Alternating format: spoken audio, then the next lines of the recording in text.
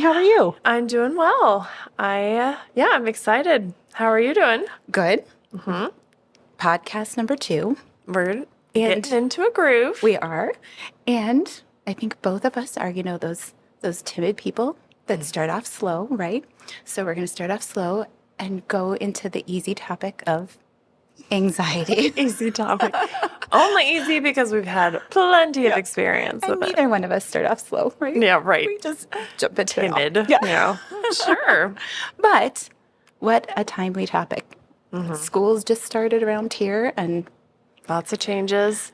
Lots of first. Yes. Time to do things or getting back in the groove or being around a lot of people can be really scary. yes, and the world, Yeah. there's just a lot, right? And this is, I think, something that we can jump into and everybody can relate to. Except Scott, apparently. Except Scott. Apparently, Scott's never experienced anxiety. What a life. I've got to just look at him. Any form of anxiety, nerves, speaking in public. He's like, No, I'm worried no. about things sometimes. Oh my gosh. You could not survive one day in my brain.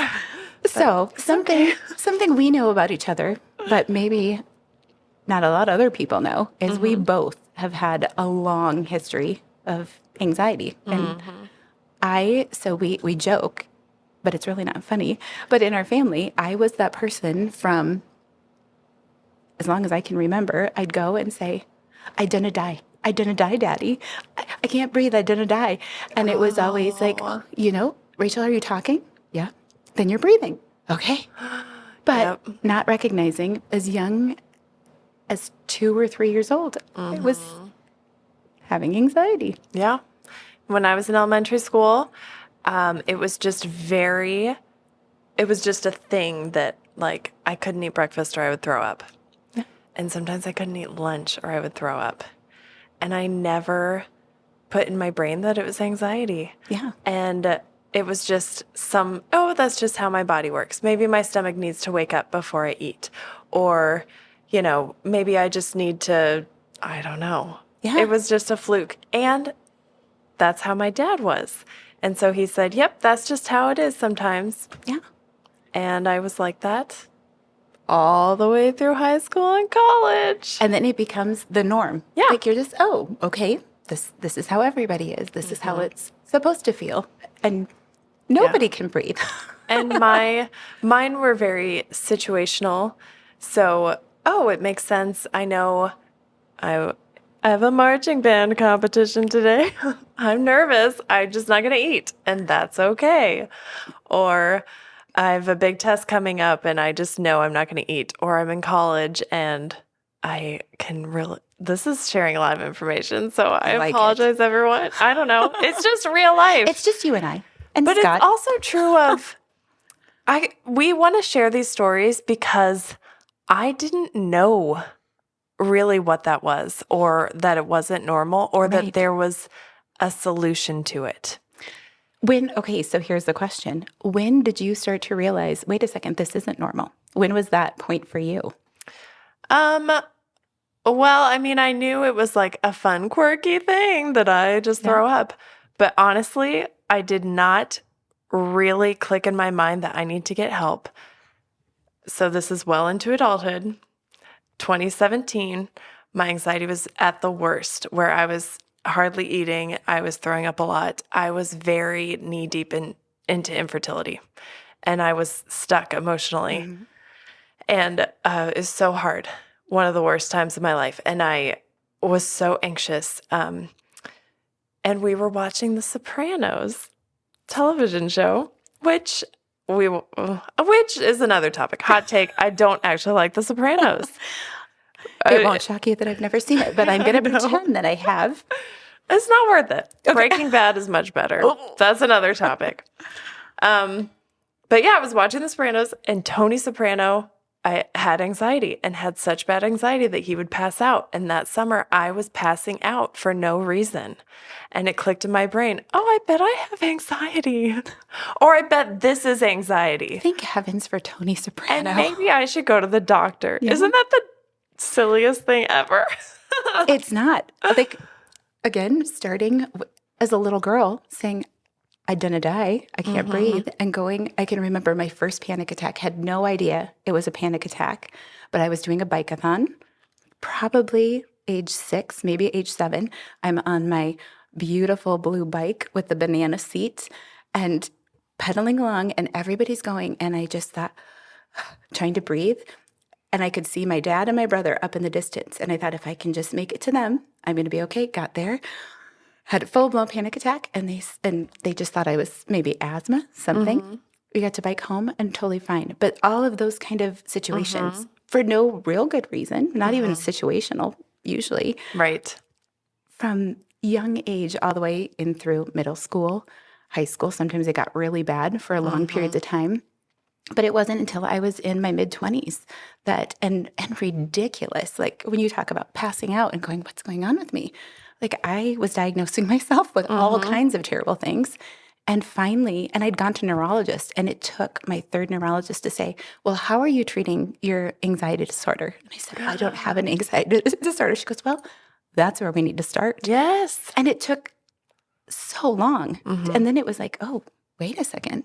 What would my life have looked like had this been recognized I know. early on? I was thinking about this of what would my life would look like. And like I didn't date in high school or college really because I knew if I went out to dinner with someone, I would throw up. Yeah. Now, also, no boys ever asked me out. But and until Michael Warner, it was just the perfect boy. But seriously, like even that, what did it hold me back from? Yeah. I'm so thankful that for some reason it didn't prevent me from doing speech competitions where I would just throw up in the hallway 6 times and then perform. But who lives like that? Yeah. Like that is so silly. And I do so much public speaking, even in my job. I would do children's messages, and I would get so nervous and anxious before that, and I would shake, And anyways, it was a while before I realized I actually don't have to live this way. Yes. And there's coping strategies, all kinds of different. Well, and the interesting thing is anxiety is so different for everybody, even for this one person, depending on the time of life, where I've gone through periods of just crippling anxiety, like in puberty, like where I just wasn't sleeping, total insomnia, had no idea why. And just the fear of, I just remember laying in bed at probably 6th grade and thinking about eternity and the universe and having it be so weighty on me that I couldn't sleep, I couldn't comprehend it. And again, thinking, oh, this is what everybody does. Everybody thinks about the death penalty. At 2 a.m, But that's not consistent through my, there have been those peaks and those valleys, all the different ebbs and flows, and that everybody struggles with anxiety so different. I could get up and speak in front of people in high school being very introverted, very shy. But if I had information that I could share and I'd prepared, no nerves. I was a Scot at that point in time. What a dream. Except I would never want to be a Scot. Oh, sometimes I want to be a Scot. That's another podcast. But, just very, and then anxiety looks so different for so many people. That's it. So I was bringing some information. Oh, Rachel. Well, because I know my husband will say, Rachel, oh my goodness, because I'm a skimmer. And I hear things and I'm like, ooh. So I heard the statistic about 1 in every 2 people has a purple dog. No, I know. So I had to come with proper information. So I wasn't sharing incorrect information. But my favorite thing is I read somewhere when really it was an Instagram reel or a TikTok. And you're talking directly about me, right? No, me. Or my mom does that a lot too. I'm a skimmer. So that's what I always say. I was doing some research in terms like, okay, so you saw it. Jasmine shared something on Instagram. Yeah, pretty much. But so one of the things I'm looking up kind of anxiety disorders. And the crazy thing is there are so many different types of anxiety. There's a whole list as I'm looking. Anxiety disorder due to a medical condition, generalized anxiety disorder, panic disorder, selective mutism, separation anxiety disorder, social anxiety disorder, specific phobias, substance-induced anxiety disorder, and it goes on and on. But we know God created us all uniquely. Mm-hmm. And he created the Scots that maybe don't have that level of anxiety. But I can also look at those times when I've been anxious or Mm-hmm. completely panic stricken and think, oh, oops, those are my keys. Sorry. That was just me causing a little more anxiety. But how God utilizes us Yeah. in even things that seem crippling and Yeah. can use us to witness to one another. I know you and I have been able to have so many conversations, and sometimes it just helps to talk to somebody that completely understands what the other person is going through. I know. So when I think of anxiety and mental health in general, there is unfortunately even still a stigma Absolutely. where you should be stronger than that, or especially as a Christian, if you just pray, or if you read the Bible enough, or if you do this, which is also really important and amazing and can bring that peace as well. Yeah. And as we read the Bible and how we know how God created us and then how sin fell into the world, our bodies are broken. You know, you have to wear glasses. I have to wear glasses. I have to wear contacts too. We all have different ailments in our body. And the fact that, the anxiety or whether it be depression, it really is that chemical imbalance. And that is a result of sin in the world. Absolutely. And not because you have sinned to create this in your body, but our bodies are broken. The earth cries out, creation cries out, and so do our bodies. And that's okay. It is okay. And in our weakness, we can see God's strength, right? And that's when we go and rely on him. And Yes. And I'm sure you can say the same in those times that maybe your anxiety has been at its peak and where you feel completely helpless, like you can't do it. And even, I know we've talked, when I'm at my worst, when I'm at the most anxious, I don't recognize it. I know something's not right, but it's hard to define it at that point. But I can see God working through other people to come and witness to me, to walk alongside me, to help. And then I can use my experiences to walk alongside others. And I just think, what an amazing thing to be able to use. And now, learning about my anxiety and what I went through when I was younger, I can recognize it in my children. Yes. I can recognize it in children that are in our program, in my friends. And then so I've developed strategies. I've come up with different ideas that work for me. I'm no expert. Neither one of us are trained experts, but we have some experiences and we can utilize those to give people ideas and point them in the direction of those people that God places in our lives, those wonderful counselors, mental health practitioners, to support during a time of hard. Yes. So, Rachel, what works for you?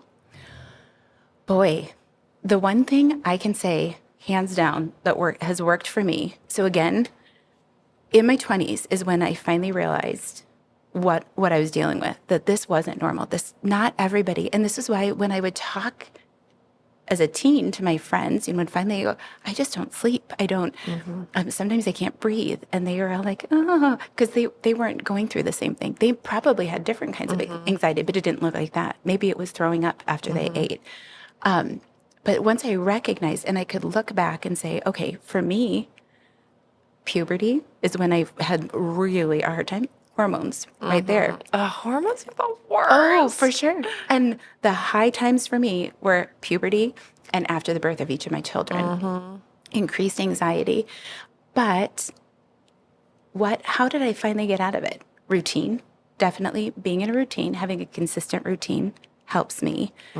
Almost always for me would happen over the summer.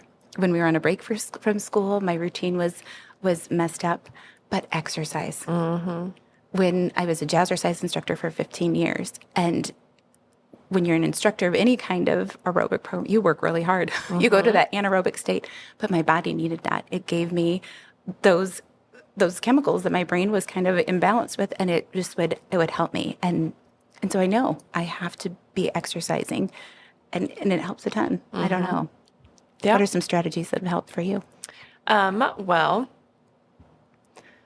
I would say exercising as well. And if not something strenuous, at least being outside and going for a walk. Yes. Being outside is also good for me. I love it. Being outside, getting fresh air, going for a walk is my number one. Okay, I need to take a break. Making sure I get sleep if I can sleep. That's the problem. That's the hardest. Right. But for me, when like in 2017, when things were at their worst, it was going to the doctor and having medication. Yeah. And once I was on medication and just letting those chemicals balance, and I still had all of the stressors before me, but I was no longer stuck and I was able to address them. Yep. And of course, going to counseling as well.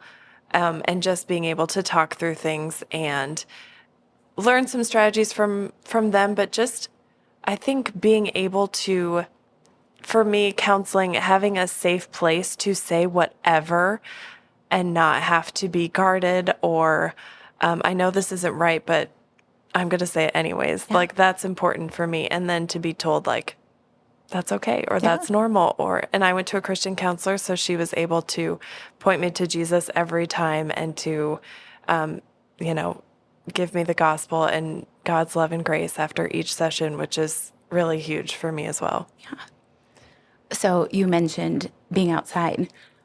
This is going to be one of those times that Trevor would be totally irritated with me because I have no idea what study it was, but they link nature. So looking outside, even if you can't be outside, looking outside at nature, at a tree, even a picture of a tree or the outdoors will decrease your stress levels for like up to 6 hours. That's crazy. It's insane. No wonder we always bring our kiddos outside, even if it's on a hot day. If we can get them outside for 5 minutes, it helps everything in the classroom.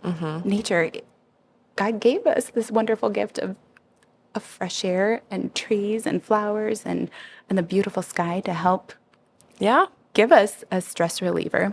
I just listened to a podcast that was, I'm going to say that a lot. Podcasts are great. That referenced a book, 1,000 Hours Outside. Oh. I don't know if that's the title of the book, but it was about spending 1,000 hours outside with your kids. Yes. And how that is so good for them. It's good for their bodies, their motor skills, their learning, their brain development, so many sensory things. And good for us, like and walk around with your bare feet and just be connected with God's creation, which makes sense. That's how we were created. It does. Well, and what a gift. We forget all the wonderful things that God gives us every day, as simple as taking a step outside. Now, this week we're recording, it's like 117 degrees outside, so we have not been outside. But you know what? Sometimes I do that. I'm so blessed. My office right now has a window right behind my chair, so sometimes I do that. I do the spin so I can just look outside and take a deep breath. That other strategy of that breathing, which helps regulate. We don't think about that even as adults, how we need to regulate that prefrontal cortex. I might be getting that wrong too. No, I think that's right. See, I say lots of big words, and lots of times, that was a good one. People can't check me. But so that breathing, that belly breath that we teach young children to help them regulate, we have to do the same for ourselves. That deep breath in, and you hold it, and then you slowly release. Breathe in through your nose and out through your mouth. But doing that 3 times can totally re-regulate your whole system. Which, again, I'll do it. It's how God created us. Yes. And he gives us these wonderful tools that we can use going outside, taking those deep breaths. You also mentioned stress. So stress can be a tool. Like stress isn't necessarily bad. We have mechanisms that we were created with to deal with stress, but they define trauma as like prolonged stress and to where your body just gets overloaded and you can't deal anymore. So when we have those stressors, anxiety that just is staying with you and is not going away and we can't deal, then we're all of a sudden in a trauma situation. And I don't think any of us really think that deeply about oh my goodness, my anxiety can be a trauma. We've talked a lot about trauma-informed care going through a pandemic. Mm-hmm. The world looks different. And even thinking about our little people. Mm-hmm. And I don't know. I think it's easy working with children or having your own children, maybe to dismiss a lot of things as, we always hear, oh, kids are so resilient, and they are, and they're little people who experience things and bring those experiences with them everywhere they go. They feel that in their body. Absolutely. And their body remembers. Well, and young children can't self-regulate. Mm-hmm. They need that trusted adult to help them regulate. And if we are dysregulated, if we're suffering from anxiety or whatever it is, they can't have that co-regulation or regulation with us. So some of the statistics that I found. Now, this was going into 2023, earlier this year. And it was interesting. It said more than 1 in 4 people reported they anticipated experiencing more stress at the start of 2023, up from 1 in 5 the year before. And it's at the same time, 29% of American adults indicated they'd adopt a New Year's resolution related to their mental health. That tells us that a lot of us as adults, 25%, are dealing with heightened levels of stress and recognizing we need help with our mental health. And then if you're a parent, for the younger ones, that made no sense. This is why I let you do all the talking. No, you're doing great. I'm just listening. No, Yeah. Well, that's good. Maybe you should talk more. No, you're doing great. And then going over to the CDC, some more statistics talking about indicators of positive mental health are present in most children. Awesome. But this was from 2016 to 2019. Affection, resilience, positivity, and curiosity. Good. But then facts about mental disorders in U.S. children. So again, this was from 2016 to 2019, pre-COVID, pre-pandemic. 9.8% have ADHD, 9.4%, and this is 3 to 17 years, anxiety, behavior problems, 8.9%, and depression, 4.4%.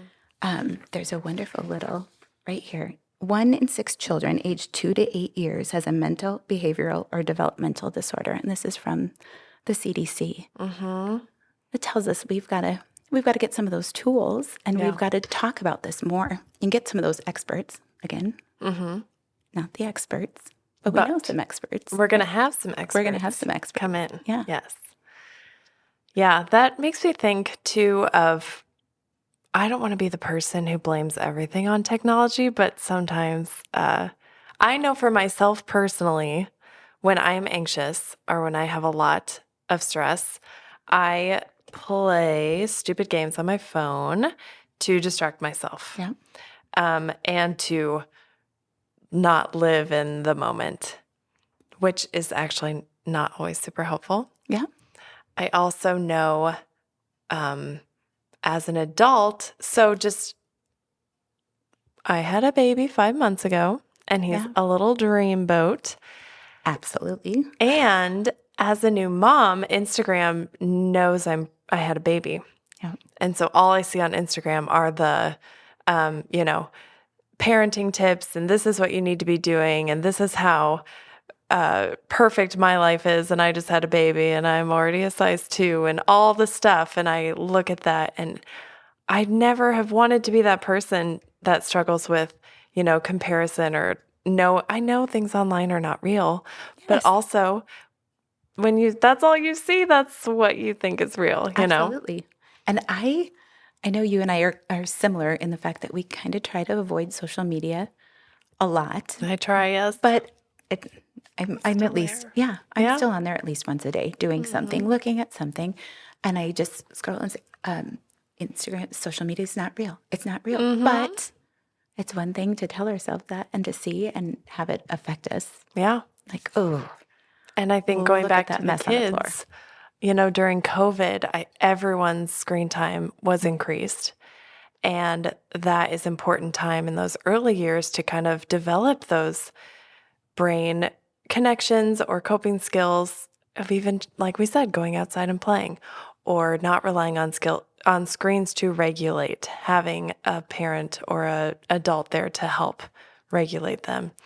Absolutely. And I think we're seeing effects of that as well. I Because would this was agree. even pre-COVID. This was pre-COVID. And I know for myself, the more I'm on a screen, like I have to work on a computer a lot. I know you do too. But when I'm doing that, I have to stand up and walk away because I can feel my body start to tense. And I just need to go and walk. I'm blessed. I get to walk away from my desk and go walk into a classroom full of children that, bring so much joy. Yes. But to take that, because I can feel the anxiety building just because of, I think, the action of even scrolling on a screen. And my brain is fully formed. Right. Yeah. Yeah. Definitely. Let alone middle school and high school students who, that's a whole other thing. That is. We have so much to talk about I over the next few know. months. So let's see what the Bible has to say. I love it. If you look at my beautiful Bible journal, this is, the Sermon on the Mount, Matthew, and the only thing that's super highlighted is the don't be anxious about everything. Amazing. Which, I guess that's what we're talking about. But that is true. The Bible talks a lot about fear, and it does talk about being anxious. And, again, as a Christian, I don't think that it is in there to put shame on us for when we do. I think in a way Jesus talks about it so much because he knows that's what's going to happen. That's who we are. That is sin. That is how our bodies and our minds are. Yeah. And in him, there is not, you're anxious, you got to do more stuff. You got to figure it out. You got to get yourself out of this. You got to be perfect. No, in how Jesus says, is Matthew. This is my verse that I just keep coming back to over and over again, is that come to me all who labor and are heavy laden, I will give you rest. Yes. And that is what we find in Jesus, is that rest of, you don't have to have it figured out. You don't have to be perfect. You don't have to be in control of the world. We have a Savior who is in control of the world, who has come to redeem the world, who has come to redeem our broken bodies and our broken minds. And when we have those sleepless nights, or we have those panic attacks, or those I can't breathe, or the I'm throwing up in the parking lot, then we say, you know what, Jesus still loves me. And he's here with me right now. And he can give us the power to get through this. And our identity is in him, not in the power of I can do this myself, or I can pull it together, or I can pray hard enough, or I can be a Christian enough. We're never, ever, ever going to be enough. And that's why Jesus died on the cross for our sins. Absolutely. And we go to God's word to know him more. And just like you said, he knew we were going to deal with these things. We were that Bethany was going to deal with anxiety, that Rachel was going to deal with anxiety. And he gives us these words of assurance that I'm sufficient. I'm here. Yeah. I, when I am kind of in my spirals or in those unhealthy moments, I try to picture Jesus as that good shepherd who is holding his sheep and loving his sheep. And I just imagine him saying, oh, sweet girl, like it's happening again. Just come to me. Yeah. Come and rest in my arms and everything is going to be okay. Yeah. And he places those people also in your life. I know I've had them. You've been one of them for me, that come and speak God's word into and remind you of exactly that you're loved. Even strangely, as even songs. There was a song. I'm not a singer, so I won't sing it. Ooh, but it's called No. Oh no, nobody wants that. But I think it's called God Girl. And I don't even remember the artist. And it was from, I was probably pregnant with Lily, so years ago when it came out. But as I would have those moments of anxiety, and it's kind of silly, and I'm a God girl, the top of my head to the soles of my feet. And that song, kind of a silly, catchy little jingle, but would go through my head. And just that was God's way of reminding me, nope, in every season, in your highs, in your lows, you're mine. I know every part of you. I created you. I created your brain. I created your heart. And I'm giving you the people and the tools to surround you and pull you even out of this sinkhole, what feels like a sinkhole. And some of those simple things where he just continues to remind us that he's there even when we're not grasping. I don't know. What a blessing. What a gracious God. Absolutely. And as we get to love each other and we get to love the little people in our lives and the big people in our lives, it is those little things that we can do to continue to shine God's love and Jesus' grace and mercy into people's lives and point them to Jesus. And again, show them maybe you don't have to live this way. Yes. There is peace, there's hope, and there is rest in Jesus Christ. Absolutely. This has been a Messiah Lutheran Ministry production. Subscribe to Messiah Lutheran on Apple Podcasts or anywhere you listen to podcasts. You can also find our worship services and our Sermon Extra podcast by searching Messiah Lincoln on YouTube. Make sure you like and subscribe so you don't miss out on any of our content. If you'd like to know more about Messiah Ministries, visit messiah.us. We'd love to hear from you as well, so please email us at littlethings@messiah.us.